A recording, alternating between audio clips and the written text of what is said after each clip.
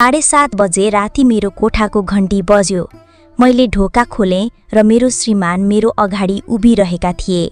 भित्र आउने बित्तिकै उनी मलाई अँगालो हालेर बसे। उनले ढोका बन्द गरे र मेरो अनुहार हेर्दै मेरो ओठ चुम्बन गर्न थाले। बत्ती निभाएपछि हामी उभिएर एक अर्कालाई चुम्बन गर्न थाल्यौं। मैले भने, पर्ख। उसले भन्यो, किन? मैले भने, 1 मिनेट पर्ख। मैले उसलाई छेउमा धकेलेँ र बत्ती बालेँ। उसले भन्यो, तिमी के गर्दैछौ?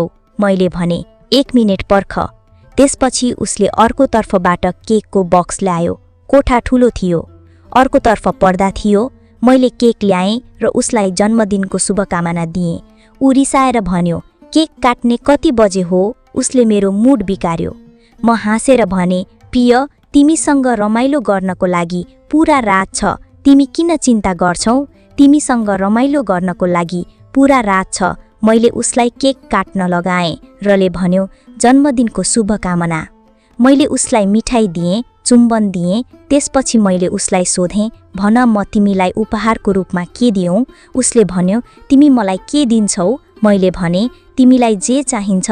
उसले सोच्न थाल्यो र भन्यो, छोड, तिमीले पाउने छैनौ, मलाई देऊ। मैले भने, एकपटक भन्न प्रयास गर। त्यसपछि उसले भन्यो, तिमीलाई थाहा छ म के चाहन्छु? मैले भने, हे साथी, म आज रातभरि तिमीसँगै छु। तिमीलाई जति चाहिन्छ त्यति ल्याऊ।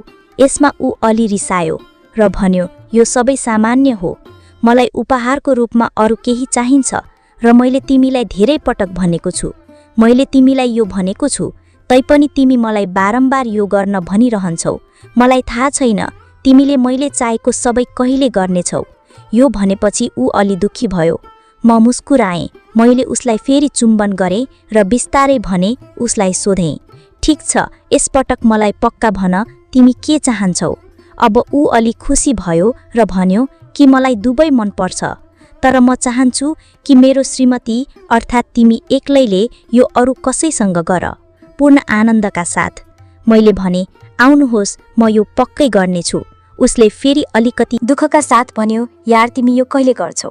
मलाई थाहा छैन तिमीले कति पटक हो भन्यौ, तर तिमी केही गर्दैनौ।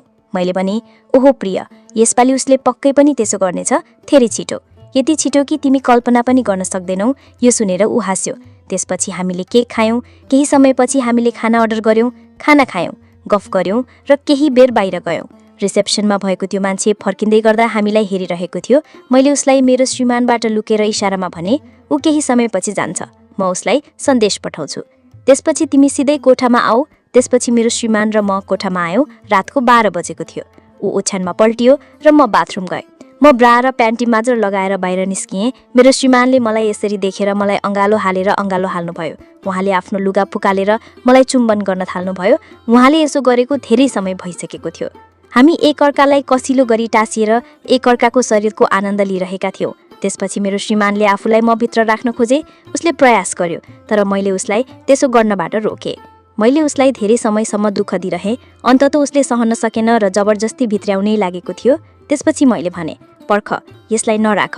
उसले भन्यो, होइन, मलाई चाँडै भित्र्याउन देऊ, मलाई त्यस्तै लागिरहेको छ। भित्र राखेपछि मात्र मलाई राहत मिल्नेछ। मैले भने, होइन, आज म तिम्रो लिने छैन, म अरू कसैको लिनेछु र त्यो पनि अहिले नै। अब यो सुनेर ऊ रोकियो र भन्यो, साथी तिमी किन मजाक गरिरहेका छौ? अहिले कसलाई ल्याउनु पर्छ? यदि मैले पहिले नै भनेको भए तिनीहरूले कसैको व्यवस्था गरिदिन्थे। मैले भने, उसको बारेमा चिन्ता नगर, त्यो मेरो काम हो। उनीहरूले सोचे कि म मजाक गरिरहेको छु। त्यसपछि मैले भने, ऊ होटेलको केटा हो। उसले भन्यो, ऊ अचानक कसरी आउन सक्छ? मैले भने, तिमी हेरिरहनु, ऊ आउँदा तिमी गएर पर्दा पछाडि बस। मैले मेरो फोन निकालेर उसलाई आउन मेसेज गरेँ। मैले भने, म यहाँ छैन। मेरो श्रीमान छक्क परेर भने, हे, तिमीले सबै तयारी गर्यौ? तिमीले मलाई भनेनौ पनि। म हाँस्न थालेँ। त्यतिकैमा ढोकाको घण्टी बज्यो। मैले मेरो श्रीमानलाई लुक्न सङ्केत गरेँ। ऊ कोठाको अर्को छेउमा पर्दा पछाडि लुकेको थियो। मैले तुरुन्तै बत्ती बाले, लुगा लगाएँ, मेरो कपाल कोरे, लिपस्टिक लगाएँ र कोठाको ढोका खोले। त्यो केटा अगाडि उभिरहेको थियो। मैले छिटो उसलाई भित्र बोलाएर ढोका बन्द गरेँ। अब ऊ मेरो अगाडि उभिरहेको थियो। मलाई देखेर उसले मुस्कुराउँदै सोध्यो, कस्तो छौ? मैले भने, म्याडम। मैले भने, म ठिक छु। त्यसपछि उसले सोध्यो, तपाईको श्रीमान कहिले फर्कनुहुन्छ? मैले जवाफ दिएँ, बिहान सबेरै उहाँ फर्कनुहुनेछ।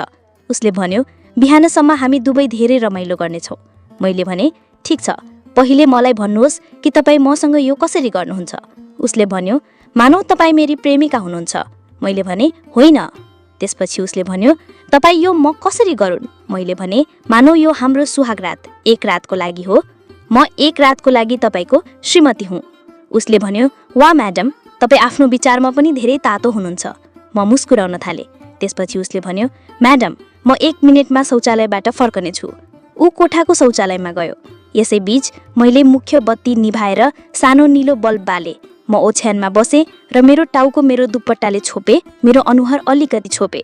त्यो केटा तुरुन्तै बाहिरबाट आयो र भन्यो, तिमीले के गर्यो? मैले केही भनिनँ। मलाई लाज लागेको थियो। ऊ आयो र मेरो अगाडि बस्यो। उसले मेरो हात समात्यो र मेरो धेरै नजिक आयो।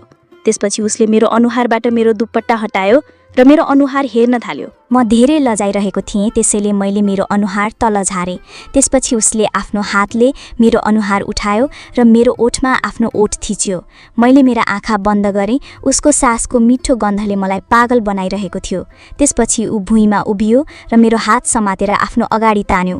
उसले मलाई उसको अनुहारमा जोडसँग धकिल्यो। उसले मलाई आफ्नो काखमा लिएर भन्यो, यार, तिमी आज रातिको लागि मेरी श्रीमती हौ, अब नडराऊ र मलाई धेरै माया देऊ।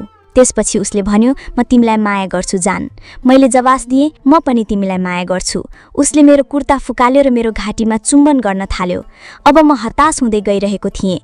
मैले आज यो केटालाई खाने निर्णय गरेको थिएँ। त्यसपछि उसले मेरो सलवार खोल्यो। सलवार तुरुन्तै तल आयो।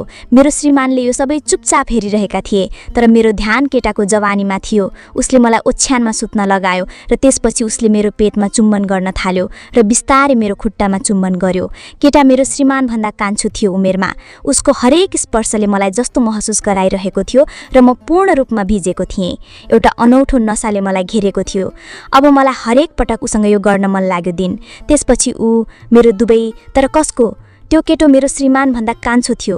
उसको हरेक स्पर्शले मलाई पागल बनाइरहेको थियो र म पूर्ण रूपमा भिजेको थिएँ। एउटा अनौठो उत्साहले मलाई घेरेको थियो। अब मलाई यो हरेक दिन गर्न मन लाग्यो। त्यसपछि ऊ मेरो खुट्टाको बीचमा आयो र त्यसपछि ऊ फेरि भुरीमा उभियो र मलाई बस्न लगायो। उसको अगाडि मलाई थाहा थियो कि मैले के गर्नुपर्छ। हामीले बिस्तारै यसरी 1 घण्टा बितायौँ। अब उसले मलाई ओछ्यानमा सुताउन लगायो र मेरो माथि आयो। चाँडै जब एक अपरिचित व्यक्ति मेरो भित्र पस्यो, म उसलाई धेरै माया गर्न थालेँ। मैले उसलाई अङ्गालो हालेर भने, यार, म तिमीलाई माया गर्छु। उसले पनि भन्यो, तिमीलाई पनि माया गर्छु जान। मलाई धेरै रमाइलो लाग्न थाल्यो। उत्साहमा मैले उसलाई भने, जान, मलाई तिम्रो पानी पिउन देऊ। उसको काम सकियो, तर यो गरिसकेपछि पनि मलाई धेरै गर्न मन लाग्यो। उसले भन्यो, म्याडम, म अब जानुपर्छ। जो कोही बाहिर आउन सक्छ। मैले, ठिक छ, तपाईँ जानुहोस् र ढोका बन्द गर्नुहोस्। ऊ गयो। म ओछ्यानमा पल्टिरहेको थिएँ। पानी थियो। त्यसपछि मेरो श्रीमान आयो। उसले ढोका बन्द गर्यो र मेरो शरीर सहेर्न लाग्यो। त्यसपछि 1-2 चोटि गर्यो, फेरि भन्न लाग्यो, पछाडिबाट गर्न देऊ। त्यसपछि त म बेहोसै भएँ। साथीहरू, यो कथा कस्तो लाग्यो? कमेन्ट गरेर आवश्यक बताउनुहोला। धन्यवाद।